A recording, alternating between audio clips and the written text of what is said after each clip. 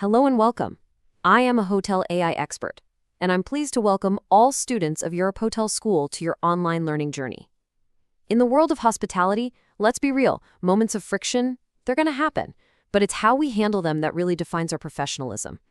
In this explainer, we're going to explore how to turn those potential conflicts into real opportunities for connection. So, let's get started. All right, let's just dive right in. Look, the first thing we all have to accept is a pretty fundamental truth of our industry. It doesn't matter how well-run your hotel is or how perfect your systems are, things will go wrong. Unpredictable stuff, a little human error, things that are just out of our control. They can, and they absolutely will, lead to a guest being unhappy. And that's just the reality of the business we're in. But here's the thing, and this is where we need to totally shift our mindset. A service failure? It's not just some problem you have to fix. It's actually a chance, a real chance, to show off some exceptional professionalism and, that emotional intelligence we talk about. It's an opportunity to not just restore a guest's trust, but to make it even stronger. Honestly, this is where you can truly shine. So, to really nail this, we have to look deeper.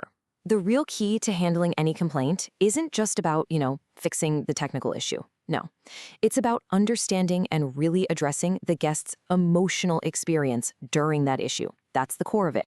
Yeah, and this slide just lays it out so perfectly. On one side, you've got the technical problem, right? The key card doesn't work. Simple. But on the other side, you have the human context. The guest is exhausted after a 10-hour flight. All of a sudden, that tiny inconvenience feels like a huge deal because of where they are emotionally.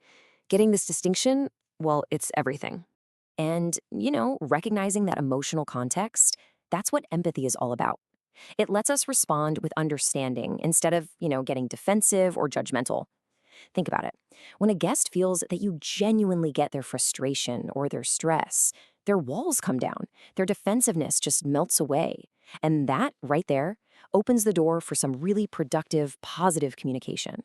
Okay, so how do we actually put this understanding into practice? Let's break down a really clear, actionable framework for handling these delicate situations. If understanding the emotion is the why, then this framework, this is the how.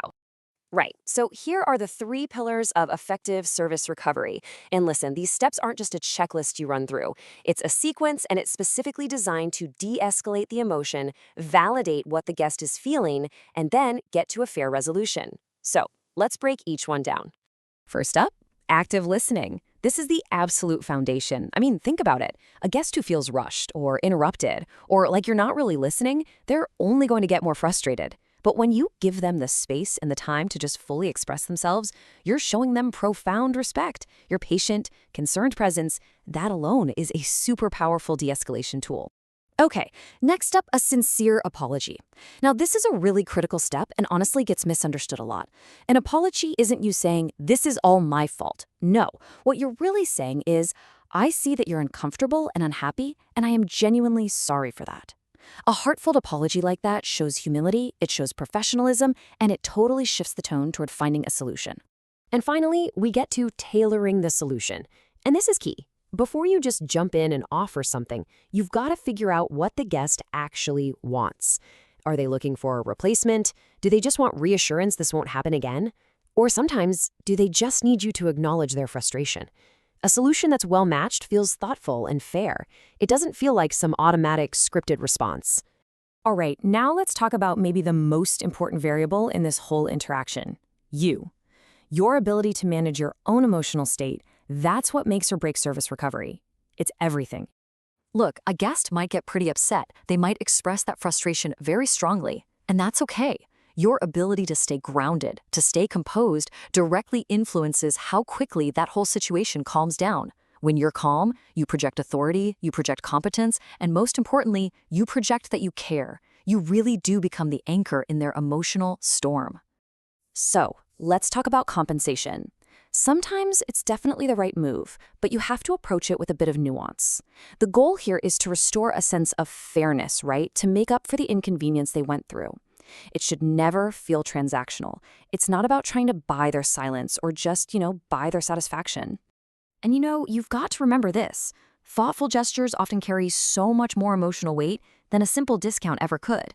expediting their room service, maybe offering them a room change with a better view, or even just a simple handwritten note of apology. Those things can feel so much more personal and impactful. They show you genuinely care. Okay, let's bring all this together now. When you handle these moments the right way, it's not just about fixing one little problem. It's so much bigger than that. It's about building a relationship for the long term. And a huge part of that is follow through. This part is just non-negotiable. If you promise you're going to do something, you have to make sure it gets done, period.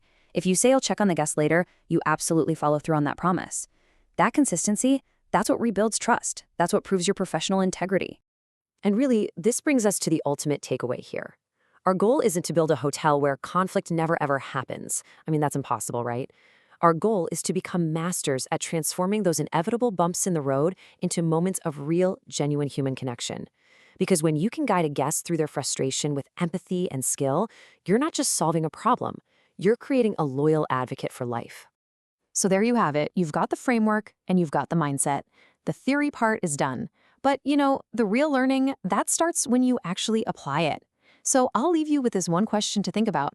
How are you going to use these principles to elevate your very next guest interaction?